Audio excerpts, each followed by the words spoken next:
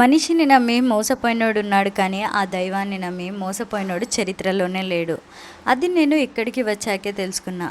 ఎటువంటి సమస్య అయినా సరే ఇక్కడికి వచ్చి అమ్మకు చెప్పి ముడుపు కట్టి 9 వారాలు 9 ప్రదక్షిణలు చేస్తే తప్పకుండా పరిష్కారం దొరుకుతుందని, ఈ ఆలయంలో ఏదైనా కోరిక కోరుకుని కాయిన్ అంటిస్తే తప్పకుండా నెరవేరుతుందని భక్తుల గట్టి విశ్వాసం. ఇక్కడ మన మీద ఉన్న నరదిష్టి పోవడానికి నిమ్మకాయలతో దిష్టి తీస్తారు. అంతేకాదు అమ్మవారికి మనసారా పూజ చేసి ఆరాధిస్తే అడుగడుగునా కాపాడుతూ వస్తున్న తల్లే ఈ కాటేరమ్మ తల్లి.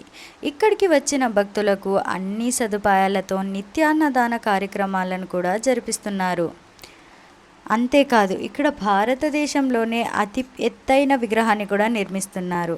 ఈ పుణ్యక్షేత్రాన్ని దర్శించుకోవాలంటే బెంగళూరు నుండి హస్కోటకు వస్తే అక్కడ ప్రతి 5 నిమిషాలకి ఈ టెంపుల్కి తీసుకెళ్లే బస్సెస్ వస్తూ ఉంటాయి. ఎగ్జాక్ట్గా అడ్రస్ కామెంట్ బాక్స్లో పెడుతున్నాను, వెళ్ళి చెక్ చేయండి.